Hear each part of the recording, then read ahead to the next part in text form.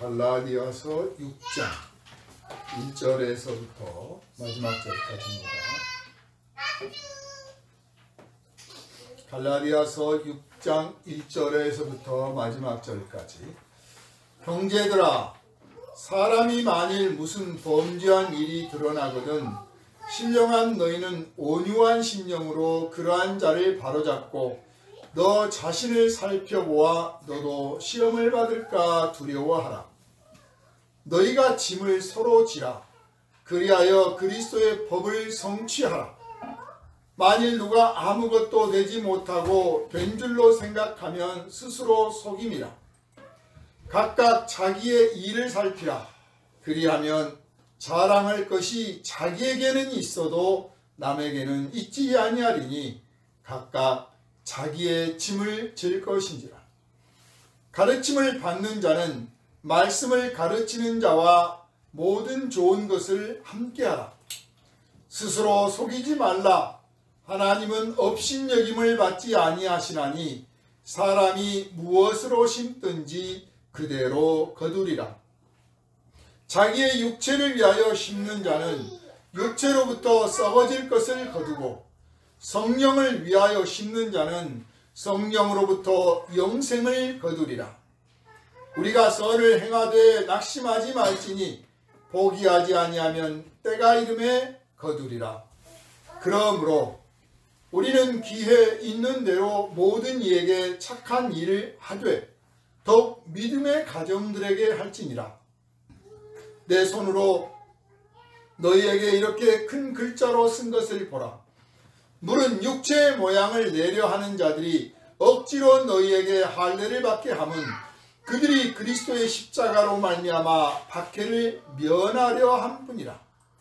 할례를 받은 그들이라도 스스로 율법은 지키지 아니하고 너희에게 할례를 받게 하려는 것은 그들이 너희로 육체로 자랑하려 함이라. 그러나 내게는 우리 주 예수 그리스도의 십자가 외에 결코 자랑할 것이 없으니 그리스도로 말미암아 세상이 나를 대하여 십자가에 못 박히고 내가 또한 세상을 대하여 그러함이라.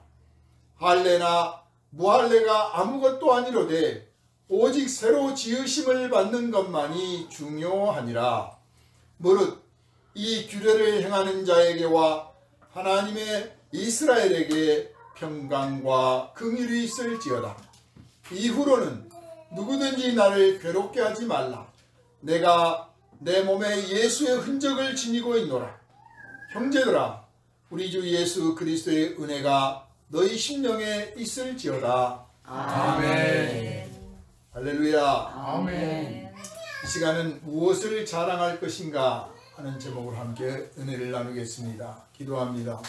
거룩하신 주님, 이 시간 오직 주님께 사로잡혀 말씀을 전하는 사람이나 듣는 사람들 모두 은혜의 용광로 속에 들어가서 주님이 녹여주시는 그 뜨거운 불빛 속에 온전히 녹아 하나 되게 하시고 하나님께 영광을 토하고 고백하는 구슬이 되어 나오게 하여 주시옵소서. 오직 성령께서 감화와 감동을 허락하여 주시고 지혜와 지식을 더하여 주셔서 우리의 연약한 믿음이 굳세어지고 우리의 식어버린 사랑이 뜨거워지며 우리의 부족함이 온전함으로 변화되는 시간 되어서 하나님께 영광을 돌릴 뿐만 아니라 세상에 나가 주님의 거룩하신 뜻을 온전히 순종하여 주님께서 바라시는 성령의 열매를 풍성히 맺고 하나님 앞에 기쁨으로 돌아와 보고를 드리는 복된 성도 되게 하여 주시옵소서. 오늘은 무엇을 자랑할 것인가 하는 제목으로 은혜 나눌 때 우리의 교만하고 미련하고 어리석고 목이 곧았던 심령이 변화받고 온전히 주님께만 영광을 돌리는 복된 인생이 얼마나 아름다운가 고백하게 하시며 변화받고 새로워진 심령이 되어 세상에 나가 오직 십자가를 증거하고 자랑하게 하여 주시옵소서. 우리를 구원하신 예수 그리스도 이름으로 간절히 기도하옵나이다. 아멘. 할렐루야. 아멘. 가을철이 되니까 열매들이 아주 주렁주렁 맺혀 있습니다. 조그마한 새들이 먹는 열매부터 시작해서 사람들이 먹게 되는 사과라든지 다른 나무 열매들도 열렸고 또 이미 수확해서 창고에 들어갔습니다. 그런 열매를 맺을 때 우리가 볼 때도 참 탐스럽다, 멋있다, 먹음직스럽다. 또 멀리서부터 그냥 그 포도 냄새, 사과 냄새 맡으면서 야, 참 달콤하구나 하고 우리가 그 나무를 대견스럽게 여기듯이 그 나무들 자신도 아마 되게 자랑스러울 거예요. 나 이렇게 열매를 맺었습니다. 모든 삶의 결과에는 그런 열매 맺음이 있고 또 그런 자랑스러운 시간이 있습니다. 그러므로 우리도 부지런히 주님 주신 말씀에 순종해서 주님께서 우리를 붙여주신 주님이라고 하는 그 포도나무에 우리가 딱 붙어서 주님처럼 거룩한 사랑의 열매에 풍성히 맺어서 하나님께도 영광을 돌리고 우리 자신도 우리 자신을 대견스럽고 자랑스럽게 여기는 그런 매일매일이 되고 주님 앞에 섰을 때 영광의 면류관을 받으시기를 주님의 이름으로 축원합니다. 아멘. 이런 자랑스러움이야말로 사실 우리가 기울였던 노력에 대한 보상이죠.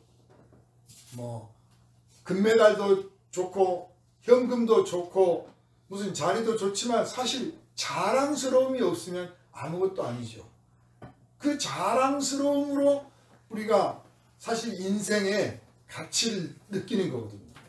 그러니까 아무리 돈이 많고 아무리 금은 보화를 많이 가졌어도 자랑스럽지 않으면 아니 또 그게 오히려 수치스러우면 그 인생이 참 보잘것없는 거예요.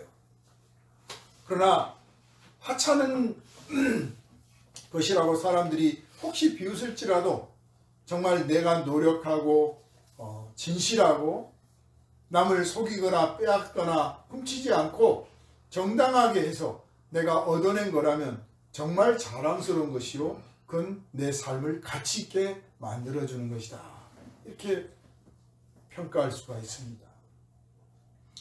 이런 눈은 예수님 십자가를 바라보는 눈이 열렸을 때 확실해집니다. 유대인들은 예수님이 십자가에 못 박혀 죽는 그 순간을 보면서 조롱을 했고 제자들은 부끄러워했습니다. 어찌하여 이렇게 십자가에 못 박혀 죽게 되나? 저 사람이 하나님의 은혜를 받았다면 십자가에 못 박혀 죽게 되겠는가? 부끄러워했고 수치스러워했고 숨었습니다. 그러나 예수님 자신은 부끄러워하지 않았습니다. 나는 아버지의 거룩하신 뜻에 온전히 순종해서 내 할 일을 다 마쳤다. 자랑스러워했습니다. 그리고 그 자랑스러워하는 그 아들 예수를 하나님 아버지께서는 또 자랑스러워하셨습니다. 그래서 죽은 자 가운데서 예수를 다시 살려내심으로써 예수가 옳았음을, 예수를 하나님이 얼마나 사랑하시는지를, 예수가 바로 정이며 예수가 바로 진리라고 하는 것을 만민 앞에 확실하게 증거해 주셨습니다.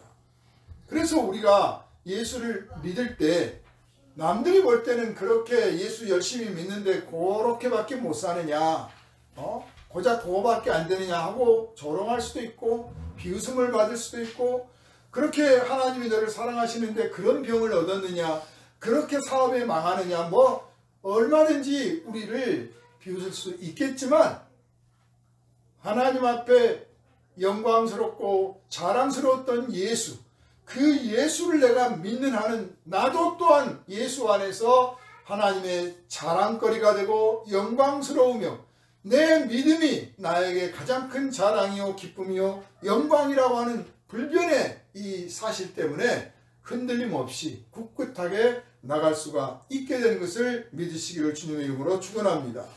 아멘. 이러한 자부심 속에서 오늘 본문은 기록된 겁니다.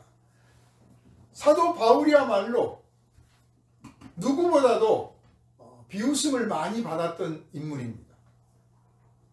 우선 가말리엘 문화였다고 하는 사실을 자기는 자랑스러워했습니다. 유대인, 정통파 유대인이요 베냐민 지파였다는 걸 자랑스러워했습니다.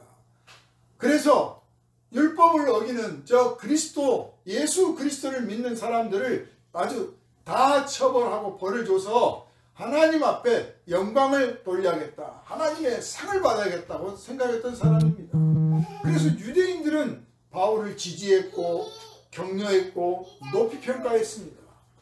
그랬던 그가 어느 날 갑자기 예수가 그리스도시다 하고 예수의 전도자가 되어 나타났습니다.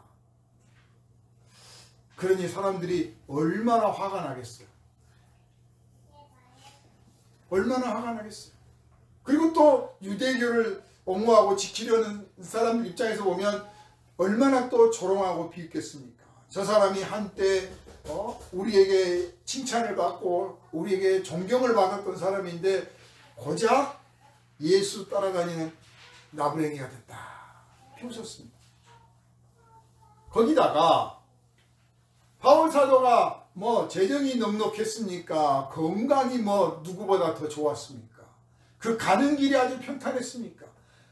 여러 차례 강도도 만나고 배도 부서지고 병도 걸리고 뱀에도 물리고 아무튼 죽을 고비를 얼마나 많이 넘겼습니까? 제대로 먹고 입고 쓴 적도 별로 없습니다. 늘 고단하고 지친 생활이었습니다. 그리고 마지막에는 또 목이 잘려 죽었습니다. 그러니까 유대교인들은 유대교인대로 저 사람이 진짜 하나님이 저를 사랑하고 하나님이 인정한다면 고작 저거밖에 안 되느냐 할 것이고, 또 그리스도인이라고 말하는 사람들 중에서도 저 사람이 진짜 사도요 정말 하나님이 택하신 종이면 왜 저렇게 힘들게 목회를 하겠느냐고 비웃었습니다. 그러나 바울은 흔들리지 않았어요. 처음 예수 만난 그 순간부터 흔들림 없이 예수 그 십자가가 하나님 앞에 영광이 된다는 사실을 알았고, 그 예수를 바라보고 그 예수를 믿는 것이 바로 인생의 최고의 기회요, 최고의 영광이요, 이거보다 더 자랑스러운 것이 없기 때문에 그 어떤 누구도 무엇으로도 내 이 영광과 기쁨을 흔들거나 빼앗지 못할 거라고 하는 확신을 가지고 그 확신 속에서 날마다 변함없이 복음을 전하고 목회를 했습니다. 그리고 흔들리고 있는 성도들을 보면서 안타까워서 이 글을 쓴 것입니다. 오늘 본문의 한 기절 한 기절들이 사실 그 한 기절만 가지고도 설교를 1시간, 2시간 할 수 있는 아주 깊이 있는 말씀들이에요. 우리의 마음 밑바닥에 있는 것들이 무엇인가를 들여다보게 만들어 주십니다. 1절을 한번 봅니다. 형제들아, 사람이 만일 무슨 범죄한 일이 드러나거든 신령한 너희는 온유한 심령으로 그러한 자를 바로잡고 너 자신을 살펴보아 너도 시험을 받을까 두려워하라. 시험받고 죄 지은 사람, 그러니까 범죄한, 성도 중에 범죄한 사람은 시험에 빠진 사람이에요. 성도 아닌 사람이 죄를 지은 것은 당연한 거예요. 세상에 속하였으니까, 사탄에 속하였기 때문에 죄 짓는 게 정상이에요. 죄 안 짓는 게 비정상이에요. 그런데 하나님의 자녀가 된 사람이, 그리스도의 제자가 된 사람이 범죄를 하는 경우가 없지 않아 있습니다.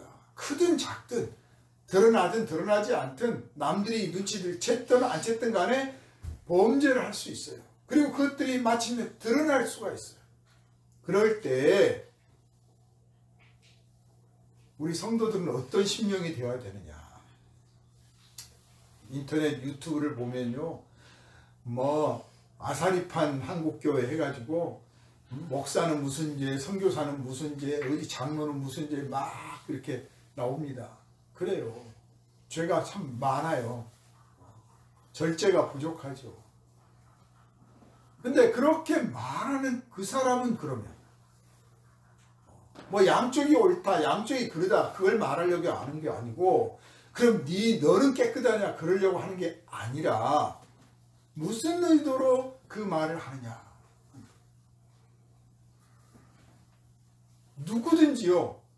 누구든지 누가 죄를 지은 것을 알게 되잖아요. 그러면 그 사람을 비웃고 얕잡아 볼 뿐만 아니라 나는 아무 잘한 것도 없는데 은근히 내가 자랑스러워요. 은근히 내가 자랑스러워. 내가 저 사람이 죄를 졌고 나는 지금 죄를 안 지었을 뿐인데 내가 자랑스럽다니까 저놈이 나쁘니까. 우리 밑바닥에 훈련되지 않은, 다듬어지지 않는 그 마음이 있는 거예요. 이거를 다스리고 이것을 다듬고 이것을 녹이고 변화시켜서 예수 닮아가야 될 줄로 압니다. 우리 눈에 저 사람 죄인이다, 저 사람 내 그럴 줄 알았다니까, 아니 저 사람이 그런 은큼한 사람이었나 하고 남의 죄를 발견하고 막 아이고 저 못난 것, 아이고 저런 놈은 혼나야 돼 막 하면서 은근히 내가 마치 무슨 대단한 의인이나 된 것처럼, 심판자나 된 것처럼 뻐기고 자랑스러운데, 그런 나를 하나님이 보실 때 나는 어떨까요? 예수님은 이 땅에 오셔서 죄인들과 같이 어울려서 식사도 하시고 같이 주무시고 같이 여행도 하시고 그들을 앉혀서 불러 앉혀서 병도 고쳐주시고 생명의 말씀도 전해주시고 천국의 비밀도 알려주셨는데, 그 사람들에게서 냄새가 안 났겠습니까? 그 사람들이 죄가 없었습니까? 다 허물 많고 문제투성이요 약점투성이요 교만하고 비겁하고 아주 엉망진창인 사람, 개 중에는 더 악질도 있고 좀 덜 악질도 있고 더 모진 사람도 있고 좀 덜할 뿐이지, 하나님의 눈에 볼 때는 다 악한 죄인들이야. 감히 주님의 그 자리에 가까이 올 수도 없는 사람들이에요. 그런데 아무렇지도 않게 불러다가 너 죄인이야, 너 그따위로 살지 마, 그런 말씀도 하지 않고 그냥 나를 따라오겠냐? 나를 따라오겠냐만 해. 나를 따라오라고만 해. 나를 믿으라고만 하셨지 너 그따위로 살지마, 너 내가 다 알고 있거든, 이러질 않으셨어요. 이게 그리스도의 마음이에요. 그 마음을 여기서는 뭐라고 표현했느냐, 신령하고 온유하다라고 표현했어요. 하나는 신령하다, 하나는 온유하다. 그래서 신령한 너희는 온유한 심령으로, 예수 그리스도 심령은 온유한 심령이에요. 수고하고 무거운 짐진 자들아 다 내게로 오라. 나는 온유한 사람이다, 나한테 와라. 예수 그리스도를 특정한다면 예수님은 어떤 분인가? 온유하신 분이에요. 온유란 말은 화가 나야 당연한 일을 화를 내도 아무렇지도 않은 일이고, 오히려 화를 내야 옳은 그런 상황에서 화를 내지 않는 것을 온유하다고 말해요. 차가운 것을 녹여버릴 수 있을 만큼 따뜻한 거예요. 예수님은 온유하신 분이에요. 당연히 화를 내도 우리를 보고 너 같은 놈은 내 가까이 올 자격이 없어, 너 저만큼 떨어져 앉아, 그렇게 말씀하셔도 어느 누구 하나 감히 고개 들어서 왜 그러십니까? 내가 뭘 잘못했다고 그러십니까? 왜 나만 갖고 그러세요? 할 수 없다 그 말이에요. 그런데도 그렇게 하지 않으시고 나를 따라오너라, 내 말을 믿으라, 나를 따르라, 나를 본받아라, 내 제자가 되라, 받아주셨습니다. 이 받아주는 마음, 이 받아주는 마음 배우시고 이 받아주는 마음으로 불의한 자들, 악한 자들, 그리스도 안에서 범죄한 자들을 바라보는 눈이 열리시기를 주님의 이름으로 축원합니다. 아멘. 그런 마음을 먼저 가지고 나서 말해야 돼요.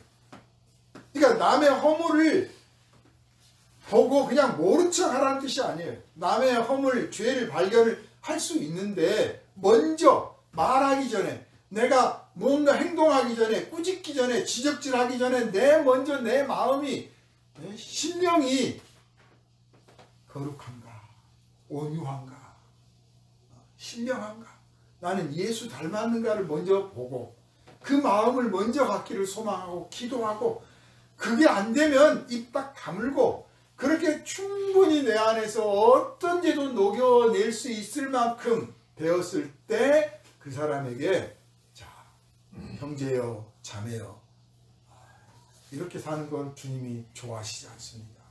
주님이 슬퍼하십니다. 우리 바로잡읍시다. 내가 도와드리겠습니다. 이렇게 하라 그 말씀입니다.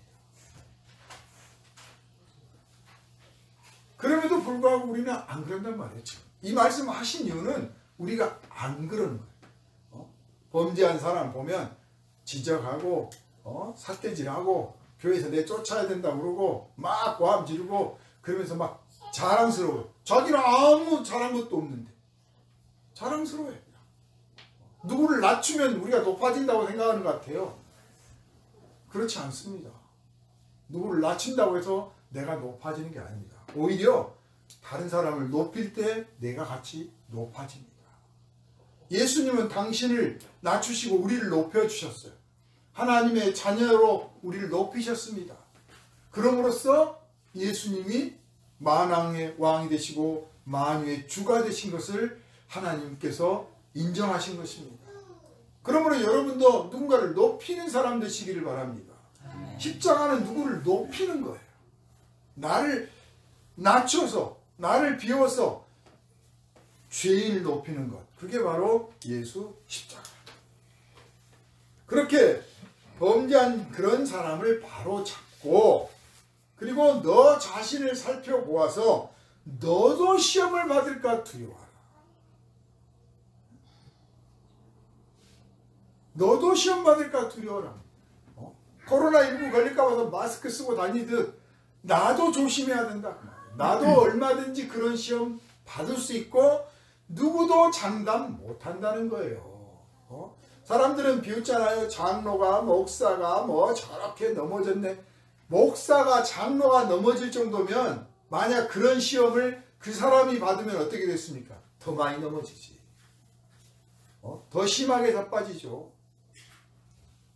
믿노라 아노라 기도하노라 했던 사람도 넘어진다면 그런 시험을 똑같이 받으면 이 사람은 더 무너질 거라고 말해요. 그러니 함부로 말하지 말고 매우 조심스럽게 야 나도 조심해야 되겠구나.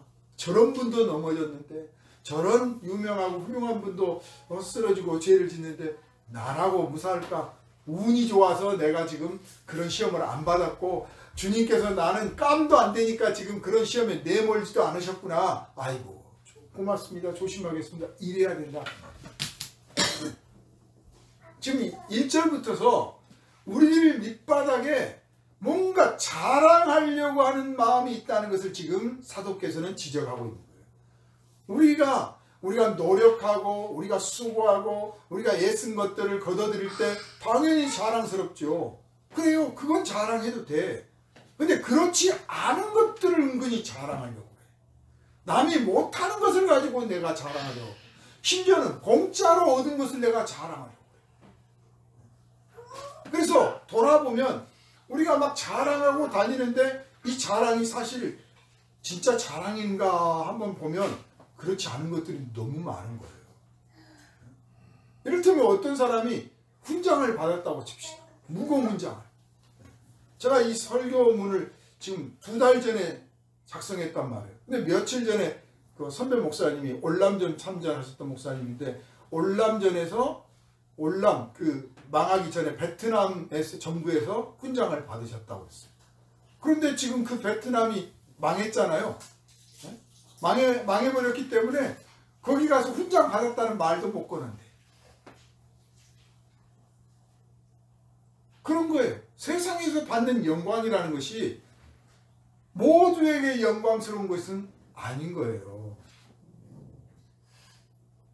나는 자랑스러운데 그 자랑스러운 대가를 누군가가 치렀다면 그 사람한테는 분노의 대상인 것이고 또 어떤 장군이 영광을 받고 훈장을 받았다면 자기가 혼자 그 전투를 치는 게 아니라 숱한 병사들이 죽어서 된 거 아닙니까?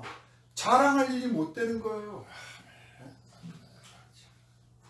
알고 보면 우리가 자랑스럽게 생각했던 것들이 모두에게 자랑스러운 것이 아니었을 뿐만 아니라 많은 사람들의 눈물, 많은 사람들의 수고와 심지어는 피를 흘려서 얻은 것들인 경우도 있고 또 오히려 분노의 대상이요 수치의 대상이 되는 경우도 있다고 말해요. 일제 때 일본에게 훈장 자기 받은 사람들 어떻습니까?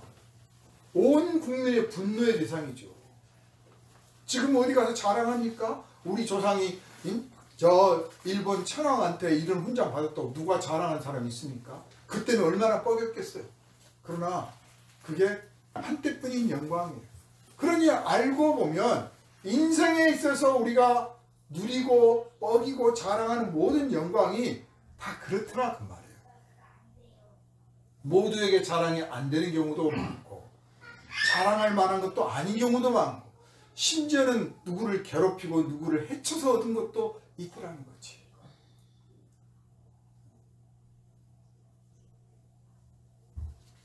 그렇지 않고 진짜 순수하게 자랑할 것이 있다면 정말 무엇이 있을까요? 바울 사도는 우리 그리스도인에게는 오직 자랑스러운 것이 하나 있는데 예수를 믿는다는 것이다. 그것도 까내는 내가 예수 믿기로 결심하고 고백하고 내가 교회를 나가서 내가 이렇게 해서 된 것처럼 내가 생각을 하고 있지만 사실은 하나님께서 우리가 거절할 수 없도록 은혜를 베푸시고 인도하시고 부르시고 그냥 길을 다듬어 주셔가지고 내가 예수 믿도록 만들어 주신 것인데 그저 나는 그랬을 뿐인데 그거 하나 가지고 자랑스러운 거예요. 사실 뭐 히말라야를 등정을 했느니 무슨 남극을 갔다 왔느니 뭐 이런 초인간적인 자연을 극복했던 그런 사람들도 알고 보면 많이 가면 갈수록요 자랑스럽게 생각을 안 해요. 뭐 흔해져서가 아니라 그 과정 속에서 얼마나 많은 사람들이 수고했고 희생당했고 자기가 그 목표 하나 세운 것 때문에 도와준 사람들, 가서 고생한 사람들, 죽은 사람들 생각하면 이제 겸손해지는 거예요. 자랑스럽게 말을 못해요. 그러니까 어몽길 대장 같은 경우도 처음 등정했을 때는 막 뻐겼는데 뭐 14자를 했느니 16자를 했느니 막 점점점 가면 이제 인터뷰하고 뭐 하잖아요. 그러면 아유 감사합니다. 태도가 달라져 있어. 왜냐? 그 과정에서 많은 동료들이 죽고 고생하고 내가 결심 하나 했다고 내가 한번 추진한 그 결과를 얼마나 많은 사람들이 울었던가를 생각하면 이게 자랑스러운 게 아니야.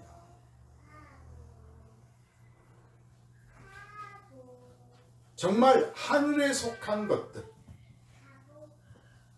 십자가, 그것만 진짜 자랑스러운 것입니다. 그것만이 유일하게 자랑스러워요.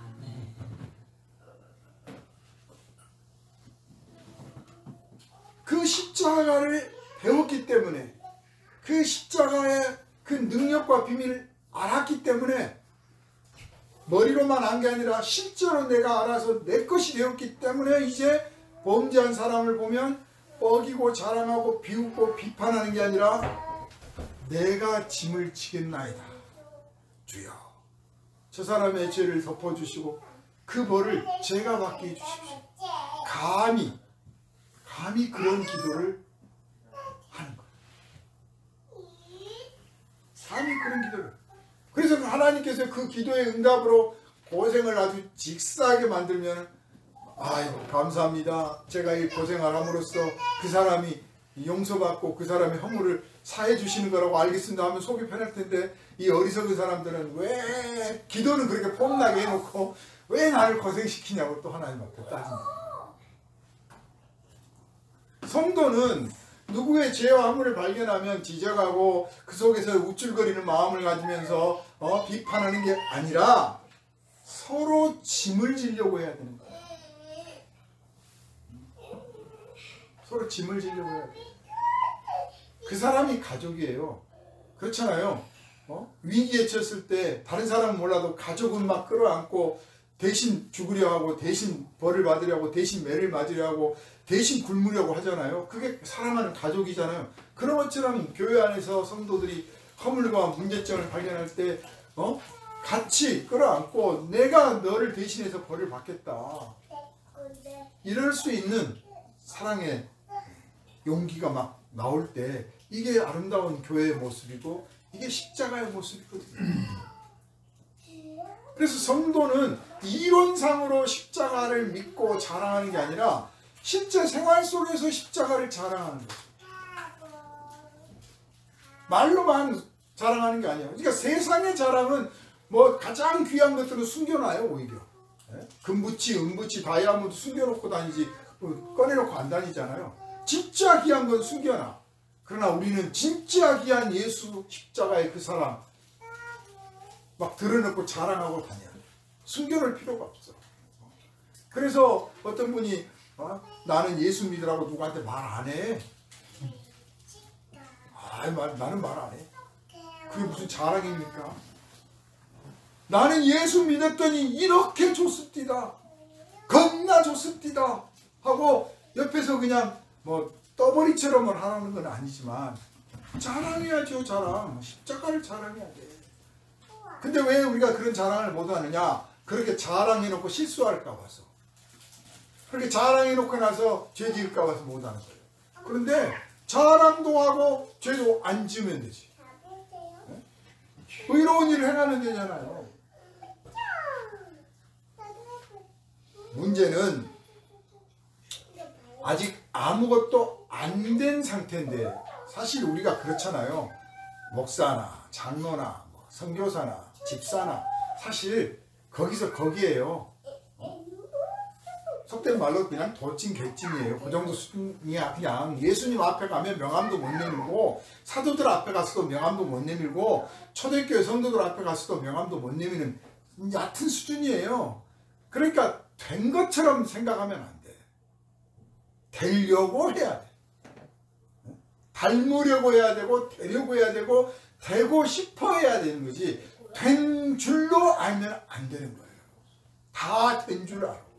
문제는 다 된 줄 아니까 남을 지적질하고 비판하고 욕하고 정죄를 하는 거죠. 내가 아직 안 됐다, 나도 배워야 된다 싶은 사람은 매우 조심스럽게 말합니다. 저 사람이 저런 죄를 지었는데 또 그럴 만한 이유도 있었지 않겠어요? 편들어 주려는 게 아니라, 그저 감싸려는 게 아니라 그 사정을 좀 이해를 해야 되지 않겠느냐. 왜냐하면 나도 그럴 수 있다고 생각하는 거예요. 매우 조심스러운 거죠. 만일 누가 아무것도 되지 못하고 된 줄로 생각하면 스스로 속임이라. 그 거짓말 증후군이라는 병이 있어요. 거짓말병. 그 병에 걸리면 아무 때나 하루 종일 그 허영을 떨고 속이고 막 그러거든요. 막 자기가 재벌집 딸이었다는 둥, 그 얼마 전에 그 뉴스에 나왔던 그 유명한 선수하고 뭐 결혼을 했네. 알고 보니까 또 남자가 아니고 또 여자였는데 재벌 3세라고 흉내내고 다녔던 사람이 있잖아요. 허언증에 걸린 거죠. 거짓말하는 병에 걸려. 그런데 의외로 많습니다. 특히 그냥 세상에서 보다도 이 성도들 가운데 심령으로 내가 그리스도의 뭐나 된 것처럼, 그런 사람들이 다 되게 이단들이 많이 그렇죠. 이단들과 대화를 해보면요, 이단의 괴수 수장들 말고도 이단의 쫄병들도 만나서 대화를 하면 다 자기가 뭐가 된 줄 알아. 그게 스스로 속이는 거예요. 아무것도 아닌데 얄팍한 지식을 가지고 뭐나 된 것처럼. 각각 자기의 일을 살피라. 그리하면 자랑할 것이 자기에게는 있어도 남에게 있지 아니하리. 나는 내가 생각할 때 내가 참 대견스럽고 자랑스럽지만 사실 그건 자기에 국한된다 그 말이에요. 믿음이든 사랑이든 뭐 봉사를 했든 지식을 가졌든 재물을 가졌든 뭘 잘하든 무엇이든지 간에 알고 보면 그게 결국 나 하나에 국한되는 것이지 두고두고 자랑할 것도 아니고 모든 사람에게 자랑할 것도 뿐만 아니라 그 자랑의 기반도 몹시 허약하다. 그래서 사도께서 우리의 길을 꺾으시려고 이 말씀 하시는 게 아니에요. 길을 꺾어가지고 너 까불지 마, 싸가지 없이 굴지 마, 이런 뜻이 아니라 진짜 예수 십자가를 알고 진짜 예수 십자가의 은혜를 누리고 있다면 그게 다 하나님의 은혜로 네가 얻은 것이요 예수께서 너를 그렇게 사랑해 주신다면 네가 용서 못할 것 무엇이며 참지 못할 것이 무엇이며 네가 내세울 것이 무엇이냐 다 주님으로부터 받은 거 아니냐. 그러니 그냥 조용하고 제가 한 거 없습니다. 주님이 하신 겁니다. 제가 아는 게 뭐 있습니까? 주님께서 깨우쳐 주셨지요. 이렇게밖에 할 수 없다. 저는 그런 심정을 사진 작가와 같다고 생각을 해요. 사진은 작가가 아무리 잘 찍어도요 그 피사체가 있기 때문에 찍는 거예요. 멋진 태양이 떠오르는 장면을 작가가 찍었어요. 사람들이 막 박수를 치고 얼마나 멋있는 사진인지 몰라. 그런데 작가는 알아. 그 태양이 떠오르지 않았다면 찍을 사진도 없는 거예요. 우리는 그리스도의 은혜를 받았기 때문에 그 은혜를 받아서 전하는 것이요 누리는 것이요 나타내는 것이요. 애초에 그게 없었다면 아무것도 없는 거예요. 그냥. 그래서 그저 저는 찍었을 뿐입니다. 저는 그냥 나타냈을 뿐입니다. 본 대로 받은 대로 나눠줬을 뿐입니다. 그거밖에는 할 말이 없는 거죠. 바울 사도는 이것을 우리에게 지금 가르쳐 주시려고 하는 것입니다. 가르침을 받는 자는 말씀을 가르치는 자와 모든 좋은 것을 함께하라. 이 말씀도요 목회자 대접 잘해라 뭐 이런 뜻으로 지금 받아들이기가 쉬운데 너에게 자랑스러운 것이 있거든. 그 자랑스러운 것을 너 혼자 뻐기지 말고 너를 인도하고 지도하는 사람에게 같이 나눔으로써 많은 사람들에게 보다 더 많은 사람들에게 그 은혜가 그 혜택이 가도록 해라. 그런 뜻이에요.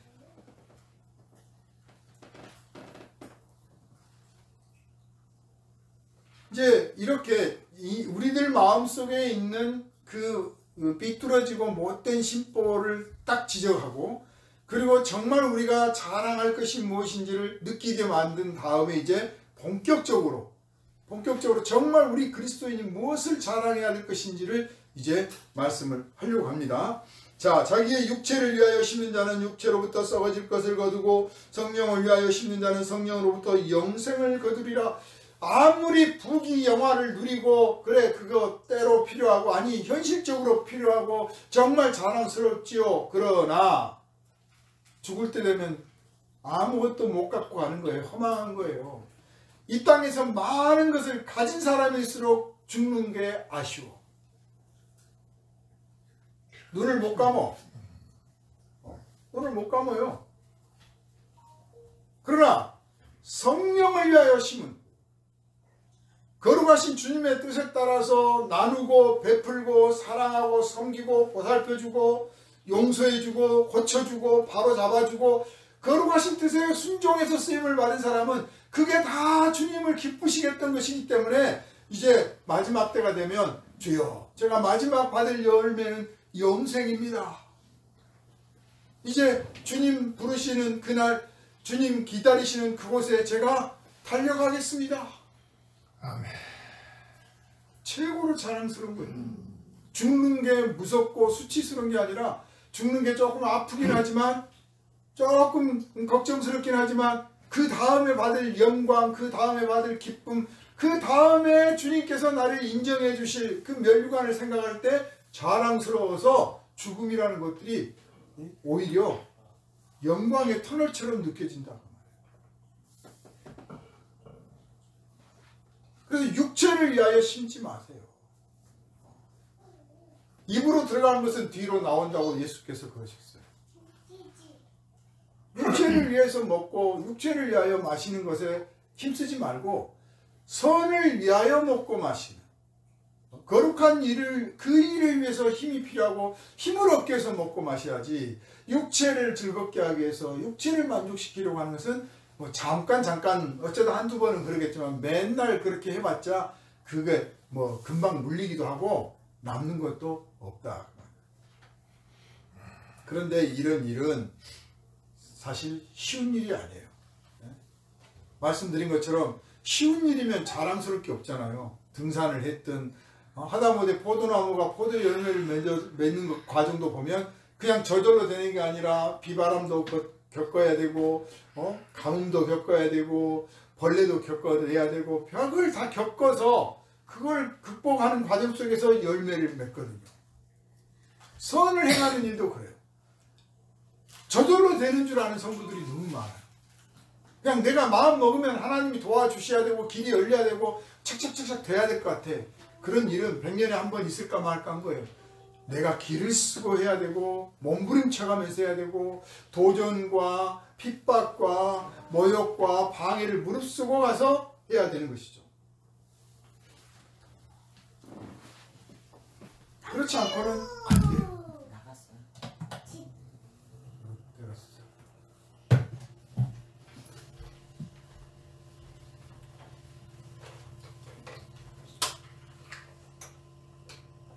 하나님의 거룩하신 뜻을 이루기에 합당한 세상이 아닙니다.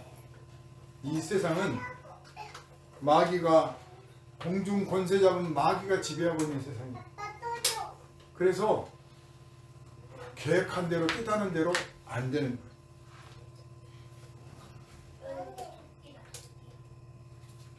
도전해야 돼. 노력해야 되고 수고를 기울여야 돼.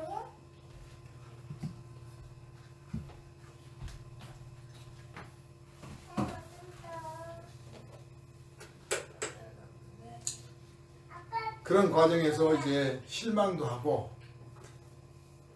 좌절도 맛볼 수가 있죠.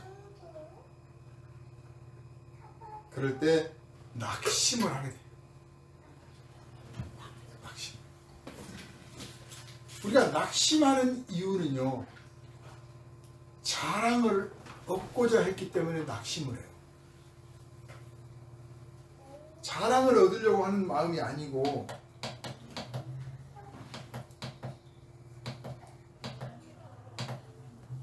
그냥 내 본분이다.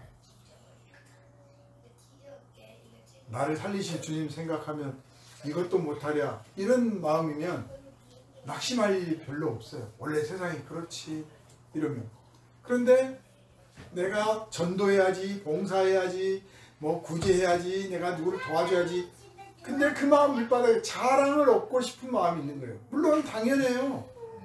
자랑이 보상이라니까요. 우리가 받을 보상이 최고의 보상이야. 그 맛에 하는 거죠. 그런데 그 자랑을 얻고자 하는 마음이 너무 강력하면 조금만 일이 안 풀려도, 조금만 일이 막혀도 실망하고 낙심을 하는 거죠. 낙심.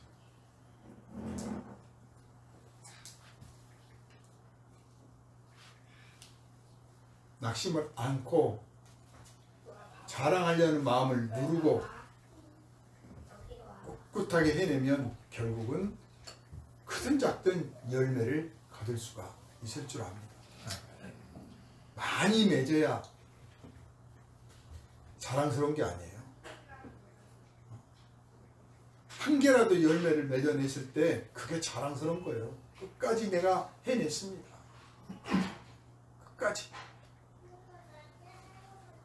바울사도는 교회 안에서 새로운 사람들이 들어와서 사실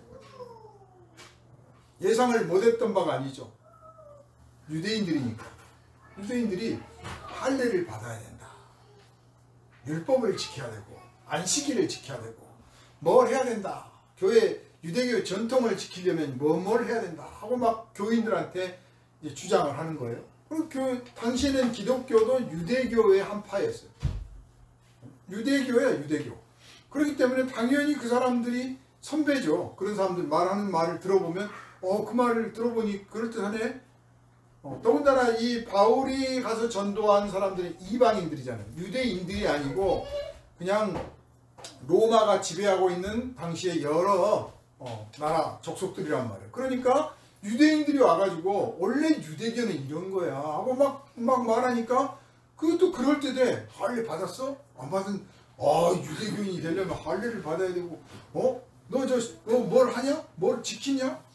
안식일 지켜? 아니 그거 안 하면 유대인이 아닌데 막 이런 식으로 자꾸 하니까 이제 갈팡질팡하는 거예요. 예수가 우리를 죄에서 용서를 했고 자유를 주었으며 모든 날이 주님의 날이고 모든 날이 안식일이고 모든 것들이 다 주 안에서 뭐 영광스럽게 허용된다는데 뭐 도대체 이게 뭔 말이냐.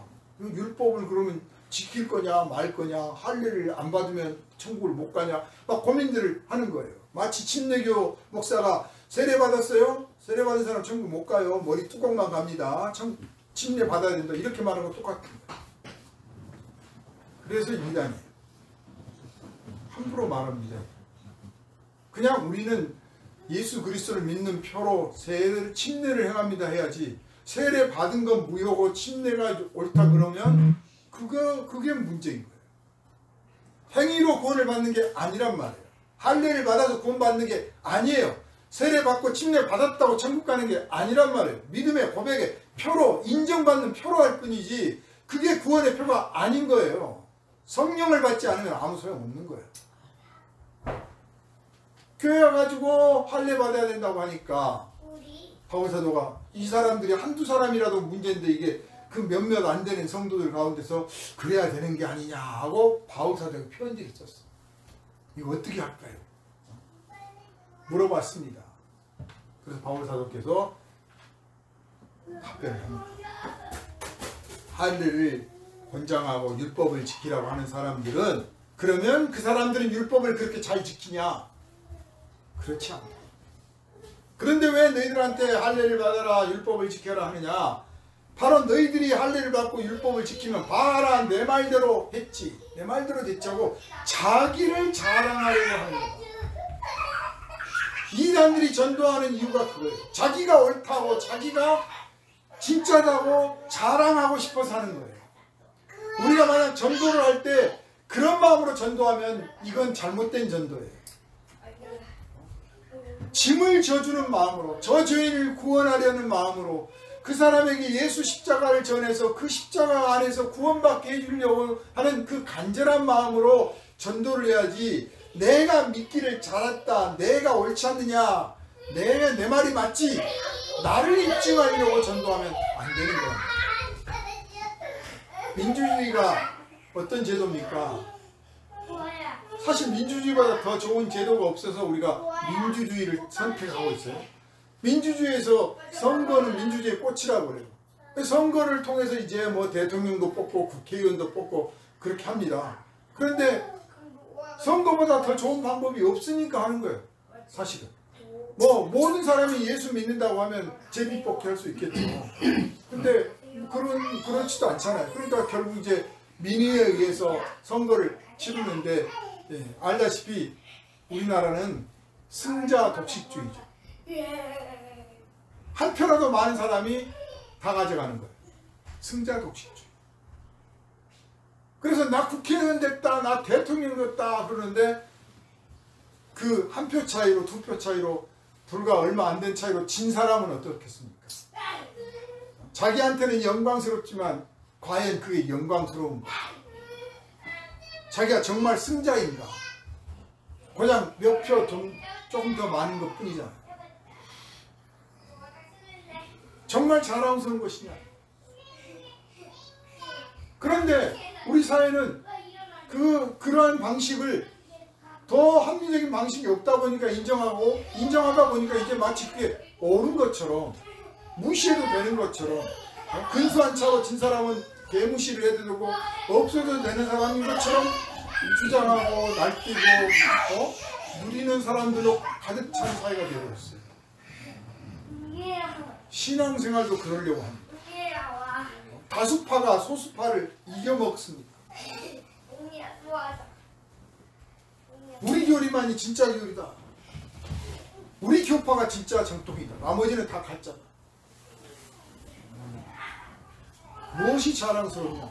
바울사도는 지금 평범한 인간의 마음속에 어떤 사람들의 허물과 약점을 발견했을 때 드러나게 되는 그 자랑하려고 하는 그 심리가 결코 십자가와 가깝지 않다. 십자가의 원수된 마음이라는 것을 지금 지적하고 있어요. 그리고 그 마음이 다양한 형태로 우리 교회 안에서 성도들 가운데서 나타나고 사라지고, 또 그런 마음을 가지고 교회 안에서 흔들고 주장하고 가르치는 사람들이 있다는 것을 지금 말씀하는 거예요.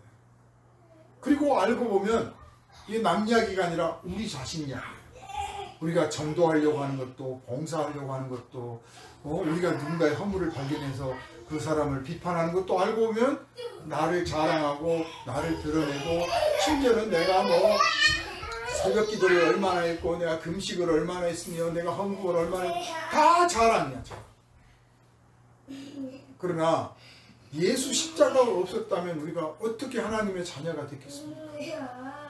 예수 십자가가 아니라면 우리가 어떻게 하나님 앞에 나와서 지금 이렇게 영광을 돌립니다 라고 하겠어요? 하나님은 우리가 영광을 돌리면 받아주셔야지 뭐 어쩔 거야, 이런 입장이 아니에요. 하나님은 이 지구상에 단 한 명도 하나님께 영광을 돌린 사람이 없다고 할지라도 하나님의 영광은 가려지지도 않고 부족할 게 없는 분이에요.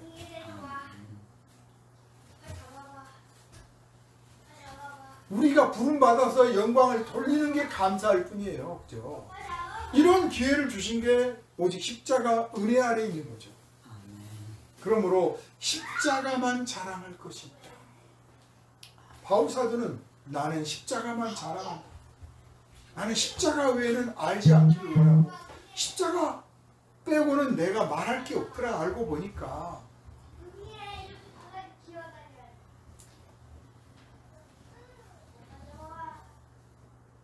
그 십자가를 사랑하고 자랑하니 내 안에 예수의 흔적이 있다. 이 표현을 쓴 겁니다. 그래서 사실 우리가 신앙의 연륜이 쌓여갈수록, 믿음이 자라갈수록, 그리스도를 아는 지식이 커져갈수록 십자가의 은혜 속에 살고 있습니다. 돌아보니 하나님의 은혜입니다.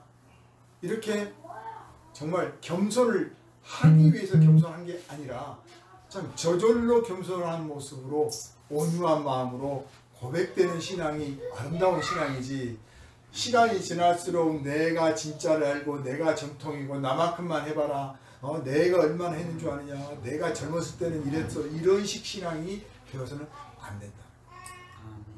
오늘 교회 성도들 가운데 교회를 떠나는 사람이 많고 밖에서 교회로 안 들어옵니다. 되게 떠나는 사람들, 그리고 교회 안 들어가는 사람들이 거의 같은 의견이에요. 왜 안 들어옵니까? 왜 떠납니까? 교회가 회사 같아요. 교회가 비즈니스 집단이에요. 교회 가서 용서를 느끼고, 용서함을 느끼고, 용서해 주는 것을 느끼고, 용서받음을 느끼고, 막 그런 것들이 느껴지는, 말 그대로 영적인 기관으로서 역할이 아니라 교회가 비즈니스 기관 같아요. 교회 조직이 비즈니스 같고 교회 하는 일이 비즈니스예요. 그래서 그냥 난 그게 싫어요. 회사 생활도 지긋지긋한데 교회까지 가서 그래요. 언제부터 그렇게 되어버렸을까요 우리가? 근데 뭐 때문입니까? 자랑. 재벌들 얼마나 경쟁합니까? 랭킹 올라가려고. 자랑하려고. 그거 아무것도 아닌 거예요 사실. 그런데 그거 랭킹 순위에 올라가려고 난리를 해요. 교회도 은근히 막 우리 교회가 더 커, 우리 성도가 더 많아, 목사들끼리 만나면 교회인 몇 명이세요? 이러면 안 되지. 우리 모두 십자가 안에, 십자가에 그 자랑하는 마음 못 박아 버린 줄 믿으시기를 바라고, 오직 그 십자가만 자랑하고 십자가 안에서만 자랑을 느끼는 복된 성도 되시기를 주님의 이름으로 축원합니다. 아멘. 거룩하신 주님, 무엇을 자랑할 것인가 생각하게 하는 계절이 되었습니다. 열매들을 맺어내는 나무들은 그 열매를 자랑합니다. 우리는 무엇을 자랑할까요?